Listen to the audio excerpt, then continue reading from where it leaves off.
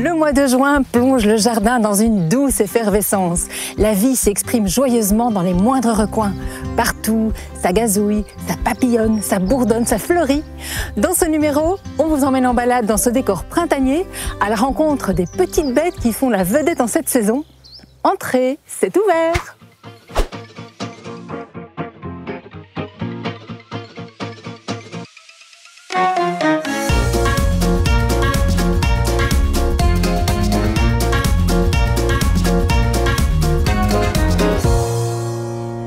Et la vedette de ce mois de juin, vous l'aurez compris, elle bourdonne, c'est donc notre abeille. Entre idées reçues, miel délicieux et découverte de l'abeille sauvage, préparez-vous d'entrer cet ouvert à butiner quelques connaissances étonnantes, n'est-ce pas Virginie? Allez, outre ce fil rouge, le programme d'entrée cet ouvert aujourd'hui vous réserve un cocktail de bonnes idées, de gestes malins et d'un peu de poésie potagère. Vous nous connaissez. Place à la verticalité. Tout d'abord, on parle haricots à rame, ces grimpeurs futés qui optimisent l'espace avec en prime l'astuce de Virginie pour bien les supporter. Aujourd'hui, on parle aussi plantation en contenant avec Georges, un jardin miniature certes, mais exigeant. Il nous partage ses conseils pour que vos plantes s'y épanouissent. Avec François, on délaisse un peu le potager pour le jardin d'ornement. Cette fois, il nous livre ses bons plans pour un extérieur fleuri, coloré et en pleine forme cet été. Et pour finir, on poursuit notre coup de projecteur sur les guides nature. Bref, de l'inspiration, des rencontres et plein de conseils pratiques. Allez, direction Godin, où Virginie nous attend aux côtés de Mathéo. Lui, c'est un passionné d'apiculture.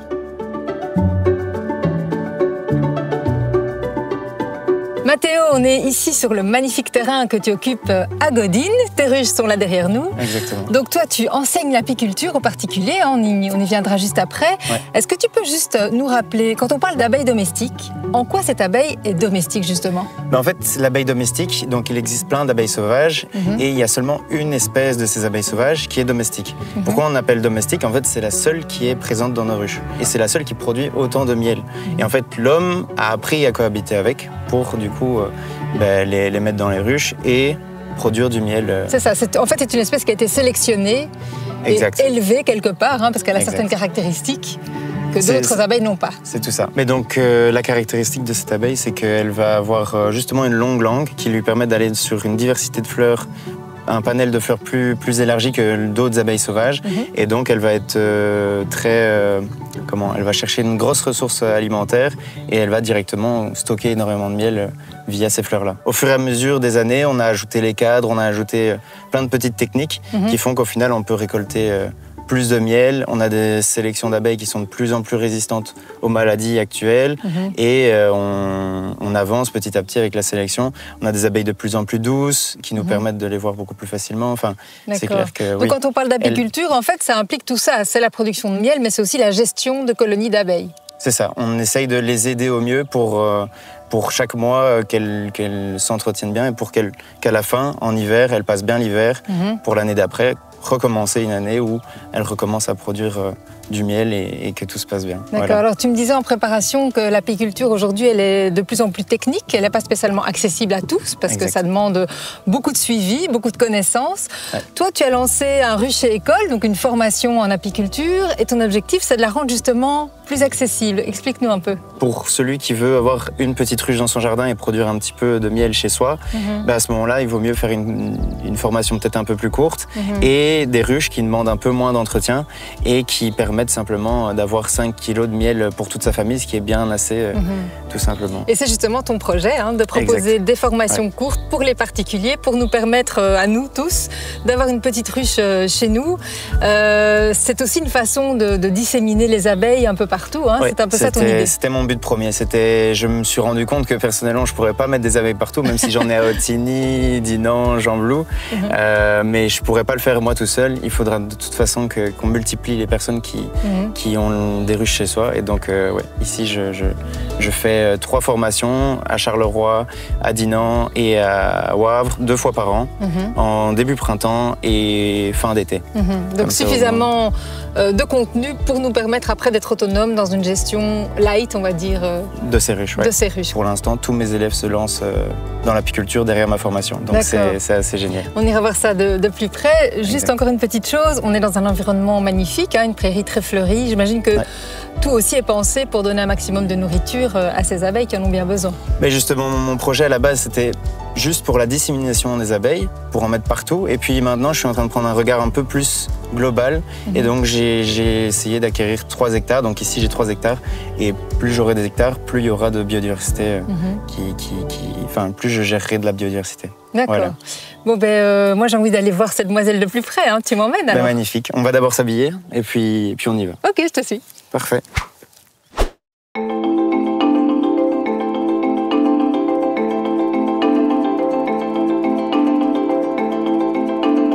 Donc ici, Mathéo, c'est une ruche plus classique, on va dire, hein? C'est exact. Ici, c'est une ruche où on va y aller tous les 10 jours pour justement faire la gestion durant toute la saison apicole. Et ici, on voit bien un cadre de miel rempli. Ce sera donc on fait 2 récoltes par an. Donc voilà, ça ici, ce sera la récolte de printemps pour moi. Et quand tu dis un suivi, ça veut dire quoi concrètement, en 2 mots? Donc on agrandit la ruche durant toute la période jusqu'à avril-mai. Puis quand elle est à son plein potentiel, là, on va gérer justement les cellules royales et tout ça pour que la colonie ne décide pas d'essaimer, parce que si elle essaime, il y aura moins de miel qui va rentrer pour nous. D'accord, ok. Voilà. Donc à côté là, il y a un autre modèle. Ça, c'est le modèle de ruche avec lequel tu travailles, enfin avec lequel tu enseignes. C'est exact. Ici, c'est la ruche Oirée. C'est celle qui suit un peu plus les processus naturels. En fait, la colonie va se développer de haut en bas, comme dans un tronc d'arbre, tout simplement, qu'on pourrait retrouver dans la forêt. Où c'est comme un arc-en-ciel. On va toujours avoir du miel au-dessus. On va avoir le pollen en dessous, le pollen qui est la protéine des abeilles. Et puis après, on aura le couvain qui est la nurserie de la ruche avec les œufs et les larves. D'accord. Et donc, tout simplement, on rajoute des étages par le dessous pour que les abeilles puissent descendre petit à petit et grandir tout le long de l'année. Et donc, au-dessus, l'étage au-dessus, il y a le miel qu'on va les récolter alors une fois par an. Exact. Ok, d'accord. On va essayer de voir s'il y a encore un cadre mobile. On va voir si on sait lever un cadre. Ah oui, pas facile, hein. Mais là, c'est même des barrettes, c'est même pas des cadres. C'est vraiment pour laisser les abeilles tout construire. Là, ici, ça m'a l'air d'être correct. Ici, on voit bien quelque chose d'assez fabuleux. Les abeilles qui se tiennent les pattes entre elles pour construire. Et là, ici, on peut voir dans la ruche, en fait, elles font ça partout. Ah oui. Ah oui, là, on voit les alvéoles qui commencent. Je les vois là-dedans. Voilà. Ok. Ah, c'est impressionnant. Dernière petite question, l'enfumeur, là, il sert à quoi, en fait? Donc ici, l'enfumoir, il sert à justement en fait éloigner, enfin pas éloigner, simplement à camoufler les signaux d'alarme dans la ruche. En fait, les abeilles communiquent énormément par phéromones et donc c'est simplement pour camoufler ces phéromones-là et aussi fait le principe comme dans la nature où on a la fumée qui arrive quand il y a un feu de forêt. Voilà. Et donc elles se préparent à partir en mangeant un peu de miel et quand elles ont mangé, elles ont beaucoup moins envie de piquer. C'est vrai qu'elles sont calmes. Hein. Vraiment, elles sont super calmes. On va les laisser tranquilles. Hein. Voilà, on va pas les déranger plus. C'est vraiment chouette à regarder en tout cas. Eh bien, voilà des explications bien riches. Allez, on vous laisse, Virginie et Mathéo, en compagnie du coup des abeilles domestiques. Et puis, pour plus d'infos, rendez-vous sur le site internet qui s'affiche ici, en bas de votre écran. Allez, et si on parlait à présent du haricot à rame, une variété de haricots grimpantes, elle prend moins de place que les haricots nains et offre de meilleurs rendements. Excusez du peu. Par contre, les rames peuvent faire jusqu'à 2 mètres de long. Oui, 2 mètres de long, d'où l'importance de les aider à supporter leur poids. Toi, Virginie, t'as une astuce pour nous, non ? Les haricots à rame sont des plantes naturellement grimpantes, comme leur nom l'indique. Elles ont donc besoin de support pour se développer. Nous, au potager, on aime bien construire un tipi parce que c'est esthétique et ça permet justement aux haricots de grimper en hauteur. Ils peuvent aller jusqu'à 3-4 mètres, donc il faut prévoir des supports assez hauts. Ici, on utilise des cannes de bambou. Pourquoi ? Eh bien parce que ce sont des tiges droites et suffisamment grandes. Et puis, c'est un bois qui est résistant qu'on peut utiliser durant plusieurs saisons. Vous plantez chaque piquet de bambou bien profondément dans le sol de votre parcelle en les espaçant de 70 cm et vous formez un rond ou un demi-cercle au choix. Et puis, vous venez les rassembler au-dessus pour former le fameux tipi. Alors vous faites un nœud bien solide, n'hésitez pas à bien serrer pour que ça tienne. Ensuite, une fois que vous avez réalisé votre tipi, il vous reste à planter vos haricots.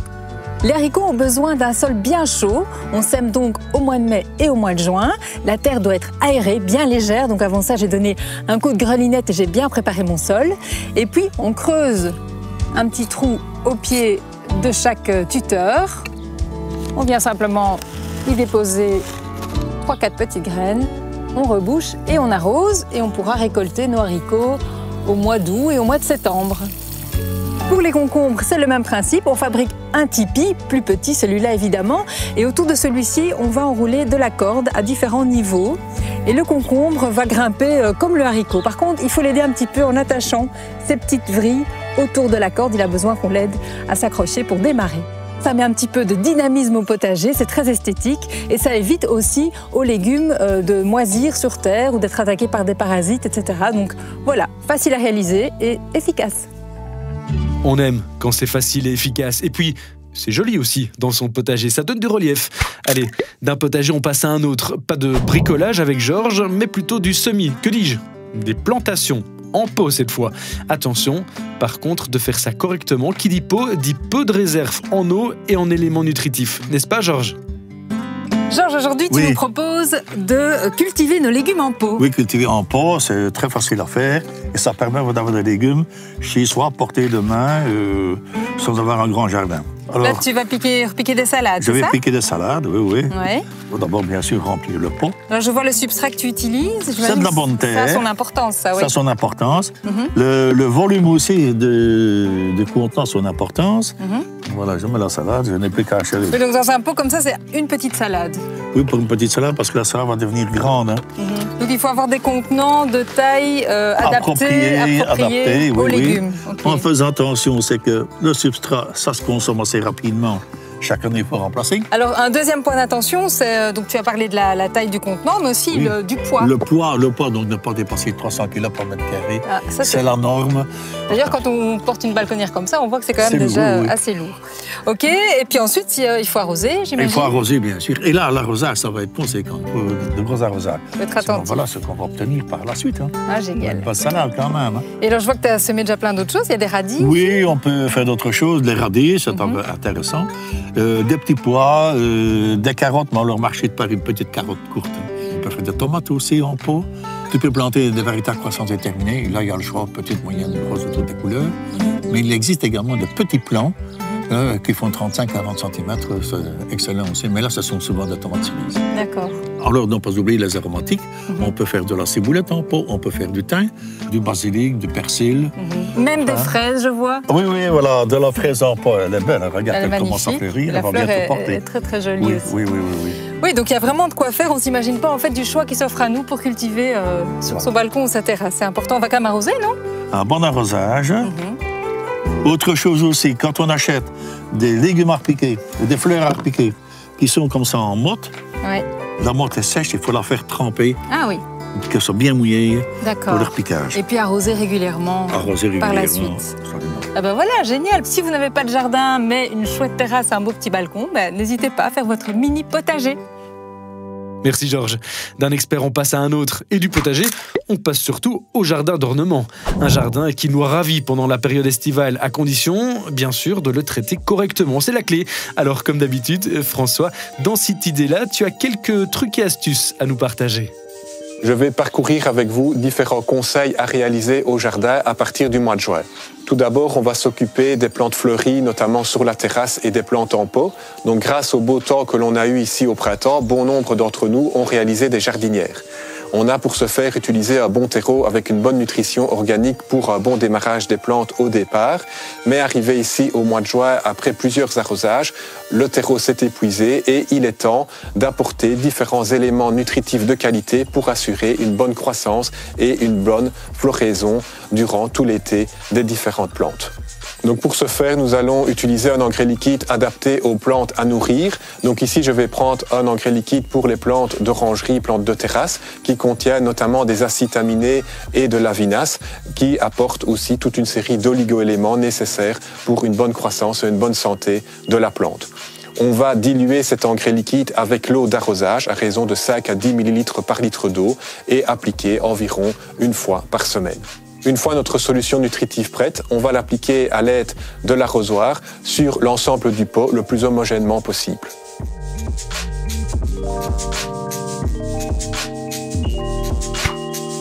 À cette période-ci de l'année, on voit apparaître toute une série d'insectes, des insectes qui peuvent être indésirables, comme ici les fourmis, qui créent des obstacles comme des petits monticules de matière qui sont embêtants. Pour cela, j'ai un produit adéquat à vous proposer qui va lutter de façon naturelle contre les fourmis. Donc il suffit d'appliquer le produit directement sur l'insecte ou le placer sur le lieu de passage. Donc la molécule va être appliquée dans ce cas-ci directement sur les fourmis. Donc la particularité, c'est que la matière active naturelle est englobée dans une micro-encapsulation. Cette pellicule permet au produit d'être moins sensible à la lumière et permet aussi d'avoir une durée d'action prolongée de quelques semaines. Ensuite, le produit peut être véhiculé par l'insecte pour anéantir jusqu'au nid le nuisible. Il lutte également contre tout ce qui est rampant comme les cafards, les poissons d'argent, les punaises ou encore les blattes, mais peut aussi s'appliquer contre les mouches, les moustiques ou encore les guêpes. On cherchera alors à privilégier la surface, le lieu de passage où la matière active va rester efficace. Il suffit alors d'asperger les insectes ou le lieu de passage, donc on veillera à appliquer environ 10 pressions par mètre. Un dernier conseil concernant le gazon. Donc vous vous souvenez, au début du printemps, je vous avais conseillé d'appliquer un engrais organique pour avoir une bonne fertilisation de printemps. Ici, maintenant, avec le mois de juin, il est temps d'appliquer la deuxième fertilisation pour avoir un gazon suffisamment dense, bien épais, qui va résister au piétinement et à la sécheresse éventuelle de l'été. Merci François. À t'entendre, il y a encore du boulot dans nos jardins et c'est tant mieux, on aime ça. Mais remettons ça plus tard. Parce que ce mois de juin, on vous a promis un focus sur l'abeille. On a parlé de l'abeille domestique et si on parlait à présent de l'abeille sauvage. Pour ça, on retrouve Virginie chez Nicolas. Il est agronome de formation, il est aussi biologiste, chercheur et professeur. Un fameux CV. Alors Nicolas, toi tu es un spécialiste des abeilles sauvages. Mais de quoi parle-t-on ? En fait, pour expliquer les abeilles sauvages, peut-être que la meilleure analogie, c'est parler des oiseaux. On connaît la poule dans le poulailler, et puis on connaît aussi tous les autres oiseaux. Chez les abeilles, c'est un peu la même chose. On connaît l'abeille des ruches pour le miel, pour la propolis. Et puis il y a toutes les autres espèces qui sont aussi dans nos parcs et dans nos jardins. Et qu'on connaît moins alors qu'elles sont très très nombreuses, il y a énormément de variétés. Ah oui, tout à fait, et c'est ça qui est étonnant, c'est qu'en fait on compte plusieurs centaines d'espèces ici en Belgique, et jusque 21 000 espèces à l'échelle mondiale. On les connaît peu, on les protège peu ou mal, et globalement elles méritent vraiment une attention plus importante. D'accord, parmi les plus courantes, qu'est-ce qu'on peut citer? Par exemple le bourdon, les osmies? C'est ça, donc les bourdons, parce qu'il y a aussi plusieurs dizaines d'espèces, plusieurs centaines d'espèces à l'échelle mondiale, même chez nous on a plusieurs dizaines d'espèces. Les osmies qui sont solitaires, qu'on retrouve souvent aussi à proximité des maisons. Et donc, c'est un petit peu l'arbre qui cache la forêt. La forêt, elle est hyper diversifiée en forme, en comportement, en couleur. Et c'est ça qu'il faut essayer de découvrir et de protéger. Alors oui, effectivement, une grande diversité qui a besoin aussi d'habitats, de nourriture différents. Donc ça veut dire qu'on doit aussi aménager nos jardins en pensant à toutes ces abeilles qui ont des besoins spécifiques. C'est ça, et donc la clé, c'est vraiment l'hétérogénéité. Elles ont toutes des petits besoins particuliers, certaines fleurs particulières, etc. Et donc pour gérer son espace, son jardin au mieux, l'idée c'est vraiment de réfléchir en termes d'hétérogénéité. Comment je fais pour pouvoir laisser une partie non tondue, donc avoir moins de boulot quelque part. C'est aussi bénéfique pour la biodiversité. Et donc gérer son espace en essayant vraiment de trouver des petits micro-habitats ou de les créer. D'accord, donc ici on a par exemple des prairies maigres de fauche avec une tonte très douce. On a un tas de pierres aussi là, c'est aussi intéressant ça Nicolas. Oui tout à fait, donc avoir cette alliance entre les deux, donc avoir aussi plusieurs strates, les strates herbacées avec des plantes comme ça, et les arbres, travailler sur le côté tridimensionnel des choses, ça va amener plus de diversité de ressources et donc forcément ce sera intéressant pour les insectes et puis pour les abeilles aussi. Avoir un tas de pierres par exemple aussi, ça permet de créer un micro-habitat. Il y a des plantes spécifiques qu'on va retrouver à proximité de ce tas de pierres et dont vont profiter aussi certaines espèces. D'accord, les tas de bois aussi peuvent être intéressants, les meules, bref tous ces petits microcosmes quelque part qu'on peut installer un peu partout au jardin. Oui, c'est ça, c'est vraiment le concept de micro-habitat, il est essentiel et on peut le recréer à l'échelle du jardin avec très peu d'efforts finalement. Donc c'est quelque chose qui est à la portée de tout le monde. D'accord. Au niveau de leur mode de vie, qu'est-ce qui diffère chez les abeilles sauvages par rapport aux abeilles domestiques? L'abeille domestique, c'est un peu un ovni, parce qu'elle a vraiment ses particularités. Elle vit dans des grandes sociétés, elle fait du miel, il y a la reine avec plein d'ouvrières. Ce mode de vie-là, il est très très peu commun chez le reste des abeilles à l'échelle mondiale. Ah oui, d'accord. Donc la plupart chez nous, elles sont solitaires, un mâle et une femelle, comme les papillons, comme les coléoptères. Et il n'y a pas cette idée d'énormes colonies, de production de miel, etc. Donc c'est ça qu'il faut essayer d'intégrer, c'est que finalement l'image qu'on a quand on parle des abeilles... Oui, Maya l'abeille et tous ses amis, voilà. C'est pas spécialement, c'est pas la majorité du tout, quoi. Ouais. Repenser à ce que je viens de dire au niveau des oiseaux, c'est la même chose. Donc il faut essayer d'ouvrir un petit peu son éventail à l'intérieur pour capter justement toute cette diversité. D'accord. Alors on peut aussi planter différemment pour accueillir ces abeilles. Il y a un petit parterre là-bas qui est intéressant, je te propose qu'on aille voir de plus près. Alors on a ici devant nous un joli parterre de trèfles, des centaurées, des petits géraniums là derrière. Tout ça sont des plantes qui sont vraiment intéressantes pour ces abeilles. Oui, et ce qui est intéressant, c'est de combiner justement des plantes qui appartiennent à des familles différentes. Donc on a des légumineuses, des astéracées. Et donc en combinant ça, et pas seulement une ou deux fleurs par plante, mais essayer d'avoir des petits massifs monofloraux, ça va amener suffisamment de nourriture pour toutes ces abeilles. Oui, puis ce sont des vivaces qui reviennent chaque année, donc il y a aussi une garantie d'approvisionnement au fil du temps. C'est ça, et donc moins d'entretien aussi, parce que quand elles sont installées, si elles sont bien là où elles sont, elles vont refleurir chaque année, et donc ça permettra d'avoir justement cette continuité dans l'approvisionnement. Alors il y a d'autres choses qu'on peut mettre au jardin, les aromates, qui sont intéressantes en cuisine, mais aussi pour les abeilles sauvages, les fruitiers aussi, Nicolas. Les fruitiers, c'est hyper intéressant parce que ça, encore une fois, ce sont des plantes pérennes qui vont amener beaucoup de ressources à un moment donné de l'année, et donc ils vont aussi fidéliser les insectes au jardin. Alors ce qui est génial, c'est que tu as sorti un bouquin avec tous ces bons conseils justement pour accueillir au mieux les abeilles sauvages dans nos jardins, avec plein de bons conseils, plein de trucs très concrets aussi. Oui, c'est un peu le bouquin que j'avais envie d'avoir quand j'ai commencé à m'intéresser à ces insectes. Et donc, effectivement, tout un panorama de comportement, d'écologie, et aussi des petits trucs au jardin pour essayer d'installer un tel insecte qui fonctionne, installer des plantes qui sont pertinentes pour ces insectes-là. Eh bien, un grand merci Nicolas pour ta présence. Merci, on sent vraiment la passion qui t'anime quand tu parles de ces abeilles qui ont tellement besoin de nous. Essayons vraiment d'aménager nos jardins en conscience. Alors, tu as une chemise magnifique, Nicolas. Ah, merci. Ce sont des papillons, pas des abeilles. J'étais un petit peu étonnée. Oui, effectivement. Je prendrai une abeille la prochaine fois, d'accord ? Voilà. Seb, je t'en commande une, oui ? Ça te dit bien ? Avec ce soleil, je suis plutôt dans la team t-shirt, mais c'est gentil de proposer. Allez, c'est l'heure de notre moment guide nature. Avec notre partenaire, les Cercles des naturalistes de Belgique, nous dressons le portrait de guides nature. Ces guides vous proposent des activités toute l'année. Ici, par exemple, on part à la découverte du cercle La Verdini, situé à Boisdaine, dans le Hainaut, et présidé par Philippe Monterrubio. Ici, en fait, c'est un terrain en propriété privée que je cède pour pouvoir organiser certaines de nos activités. Nous en avons notamment une qui est un peu le produit phare de la Verdini, c'est notre porte ouverte et bourse aux plantes qui a lieu fin avril. Donc au nom de Festinature. J'ai voulu créer des événements ou des activités qui puissent toucher un plus grand public et pas nécessairement des gens naturalistes dès le départ, quoi. Nous avons également créé ici à la Verdini ce qui est maintenant une initiation au jardinage en permaculture à ce moment-là. Ça porte maintenant le nom de jardinage naturaliste.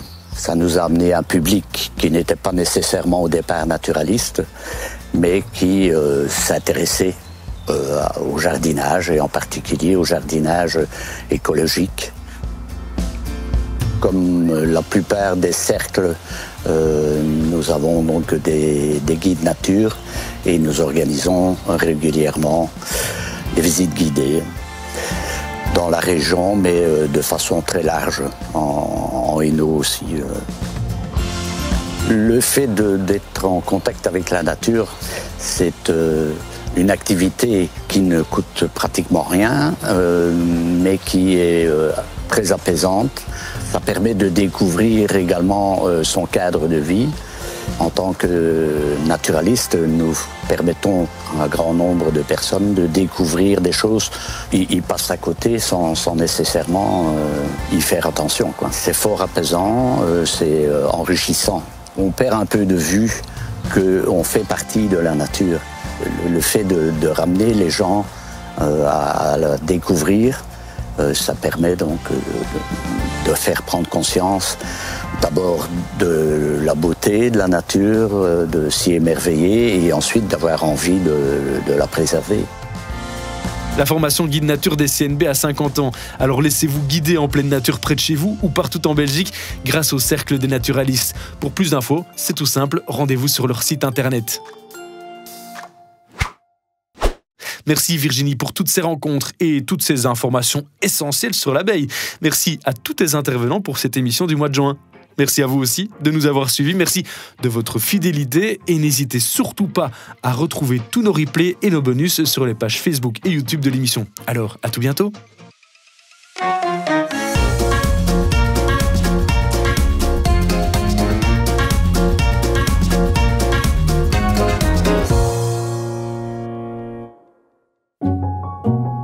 Ce mois-ci, notre partenaire DCM vous propose de gagner au choix un flacon d'engrais liquide pour géranium et plantes fleuries ou un spray anti-fourmis. Pour remporter ce concours, c'est très simple. Répondez à la question suivante. Quel est le nom du cercle des naturalistes de Belgique découvert dans cette émission?